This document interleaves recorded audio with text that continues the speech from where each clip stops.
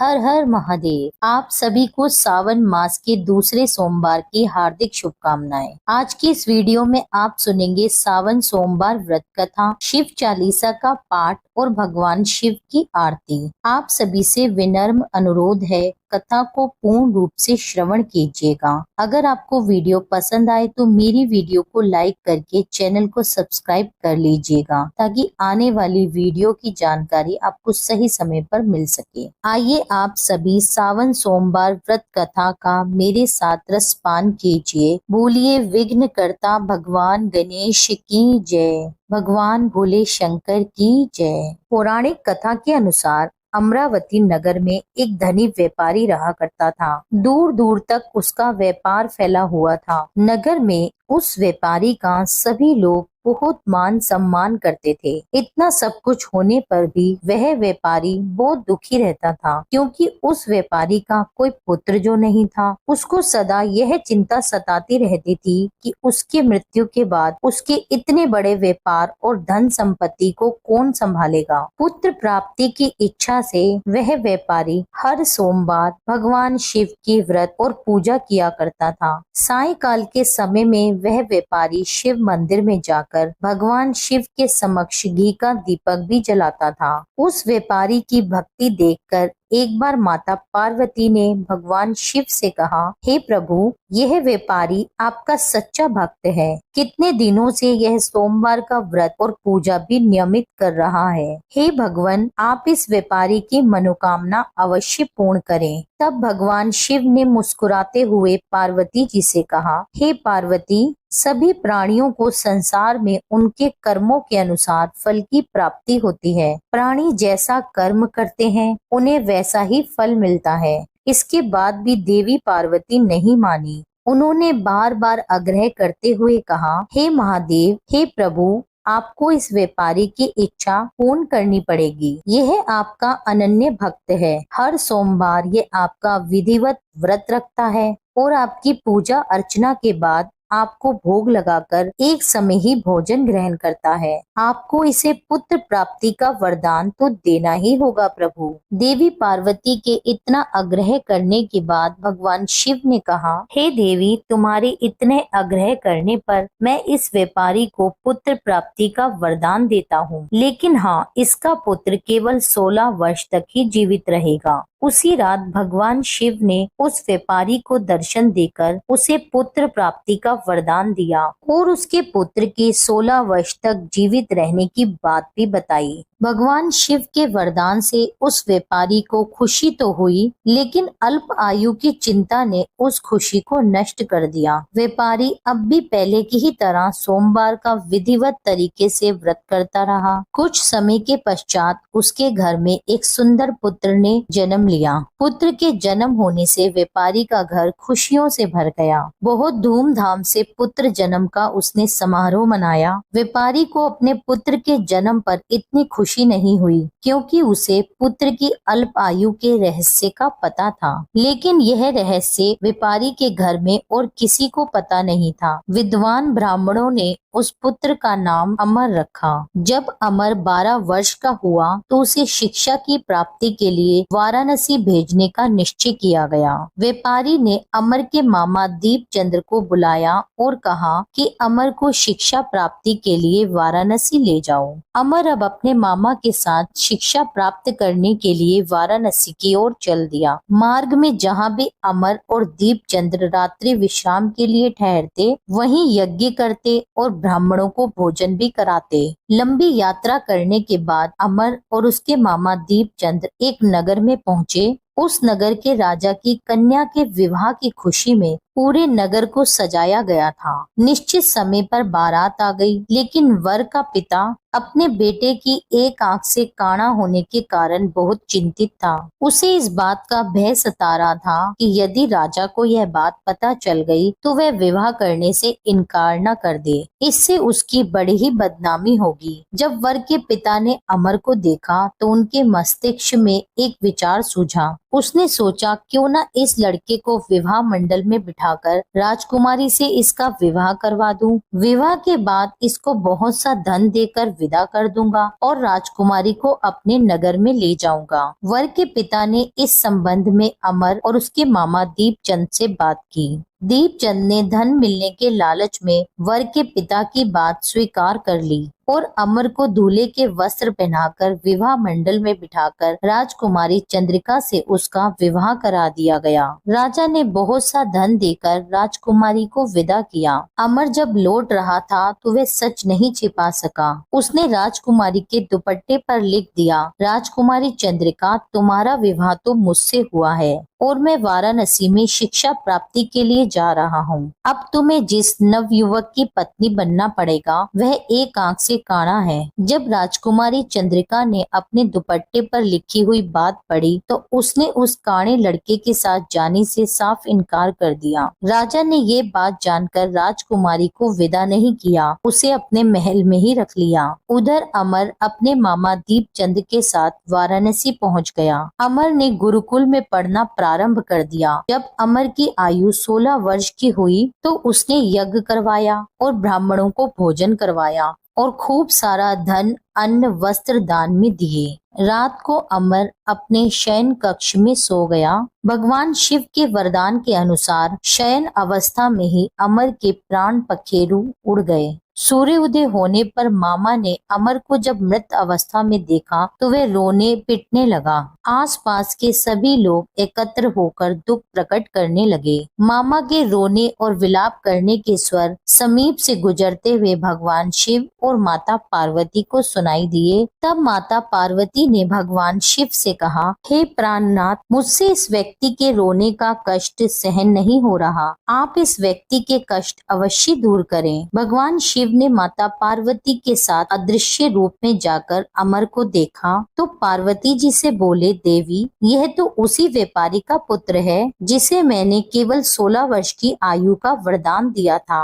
आज इसकी आयु पूरी हो गई। तब देवी पार्वती ने फिर भगवान शिव से निवेदन किया, हे प्राणनाथ, आप इस लड़के को जीवित कर दीजिए, नहीं तो इसके माता पिता अपने पुत्र की मृत्यु के कारण रो रो कर अपने प्राण भी त्याग देंगे। इस लड़के का पिता तो आपका परम भक्त है, वर्षों से सोमवार का व्रत करते हुए आपको भोग लगा रहा है। माता पार्वती के बार बार आग्रह करने पर भगवान शिव ने उस लड़के को जीवित होने का वरदान दे दिया और कुछ ही क्षणों में वह जीवित होकर उठ बैठा। फिर शिक्षा समाप्त करने के बाद अमर अपने मामा के साथ अपनी नगर की ओर चल दिया। दोनों चलते चलते उसी नगर में पहुँचे जहाँ पर अमर का विवाह हुआ था। उस नगर में भी अमर ने यज्ञ का आयोजन किया। समीप से गुजरते हुए नगर के राजा ने यज्ञ का आयोजन देखा। तब राजा ने अमर को तुरंत पहचान लिया। तब यज्ञ समाप्त होने पर राजा अमर और उसके मामा को महल में लेकर गए और कुछ दिन उन्हें महल में रखकर बहुत सा धन, वस्त्र आदि देकर अपनी बेटी के साथ विदा कर दिया। राजा ने उनकी सुरक्षा के लिए साथ में बहुत से सैनिकों को भी भेजा।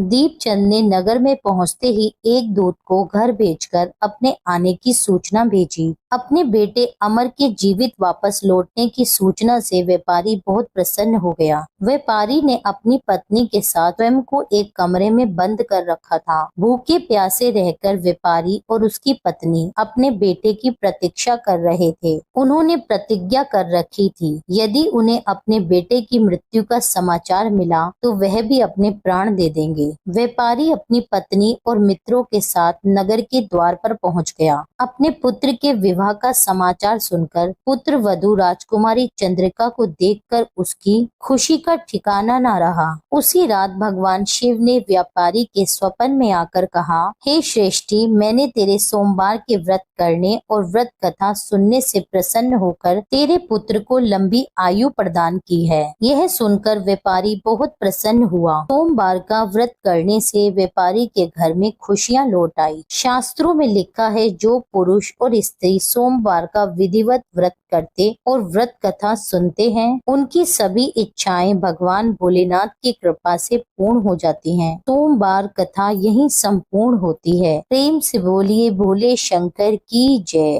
अब सुनिए शिव चालीसा का पाठ और महादेव जी की आरती है। श्री गणेश गिरजा सुवन मंगल मूल सुजान, कहत अयोध्या दास तुम देहु अभय वरदान। जय गिरजापति दीन दयाला, सदा करत संतन प्रतिपाला। बाल चंद्रमा सोहत नीके, कानन कुंडल नाग फनी के। अंग गौर शिर गंग बहाए, मुंड माल तन छार लगाए। वस्त्र खाल बागंबर सोहे, छवि को देख नाग मुनि मोहे।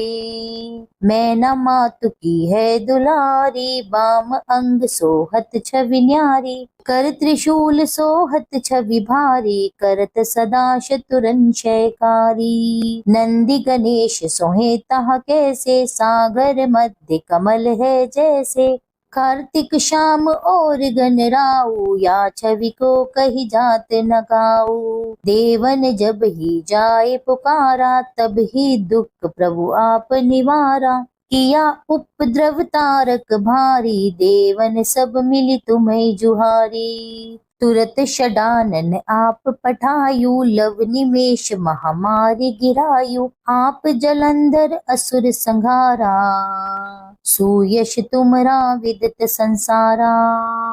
त्रिपुरासुर सन युद्ध मचाई, सब ही कृपा कर लीन बचाई। किया तपई भागीरथ भारी, पूरब प्रतिज्ञाता सुपुरारी। दानिन महा तुम सम कोई नाहु, सेवक स्तुति करत सदाहि। वेद नाम महिमा तव गाई, अकत अनादि भेद नहीं पाई। प्रगट उदति मंथन में ज्वाला, जरे सुरासुर भय विहाला। कीन दया तहकारी सहाई, नीलकंठ तब नाम कहाई। पूजन रामचंद्र जब कीना, जीत के लंक विभीषण दीना। सहस कमल में हो रही धारी, कीन परीक्षा तभी पुरारी। एक कमल प्रभु रखयु जोई, कमल नयन पूजन चाह सोई। कठिन भक्ति देखी प्रभु शंकर, भये प्रसन्न दिए इच्छित वर। जय जय जय अनंत अविनाशी, करत कृपा सबके घटवासी। दुष्ट सकल नित मोहि सतावे,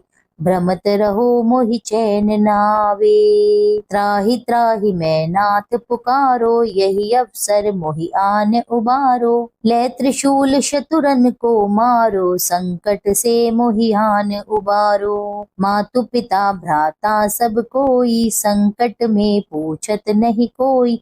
स्वामी एक है आस तुम्हारी, आए हरऊ अब संकट भारी। धन निर्धन को देत सदा ही, जो कोई जांचे वो फल पाए। स्तुति की विधि करो तुम्हारी, क्षमहु नाथ अब चूक हमारी। शंकर हो संकट के नाशन, मंगल कारण विघ्न विनाशन। योगी यति मुनि ध्यान लगावे, नारद शारद शीश नवावे। नमो नमो जय नमो शिवाय, सुर ब्रह्मादिक पार न पाए। जो ये पाठ करे मन लाई, ता पार होत है शंभु सहाई। ऋनिया जो कोई हो अधिकारी, पाठ करे सो पावन हारी। पुत्रहीन कर इच्छा कोई, निश्चय शिव प्रसाद तेहि होई। पंडित त्रयोदशी को लावे, ध्यान पूर्वक होम करावे। त्रयोदशी व्रत करे हमेशा, मन नहीं ताके रहे कलेशा। धूप दीप नैवेद्य चढ़ावे, शंकर सन्मुख पाठ सुनावे। जन्म जन्म के पाप नसावे, अंतवास शिवपुर में पावे।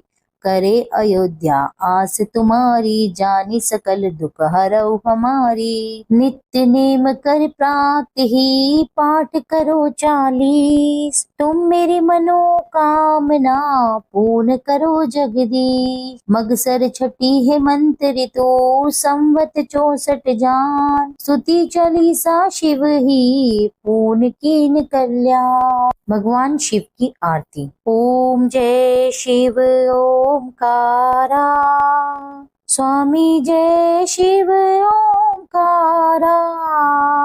ब्रह्मा विष्णु सदा शिव अर्धांगी धारा। ओम जय शिव ओमकारा। एकानन चतुरानन पंचानन राजे, हंसानन गरुड़ासन वृषवाहन साजे। ओम जय शिव ओमकारा। दो भुज चार चतुर्भुज, दश भुज अति सोहे, त्रिगुण रूप निरखते त्रिभुवन जन मोहे। ओम जय शिव ओमकारा। अक्षमाला वनमाला मुंडमाला धारी, चंदन मृग मद सोहे भाले शशिधारी। ओम जय शिव ओमकारा। श्वेतांबर पीतांबर बाघांबर अंगे, सनकादिक गरुड़ादिक भूतादिक संगे। ओम जय शिव ओमकारा। कर के मध्य कमंडल चक्र त्रिशूल धारी, सुखकारी दुखहारी जग पालनकारी। ओम जय शिव ओमकारा।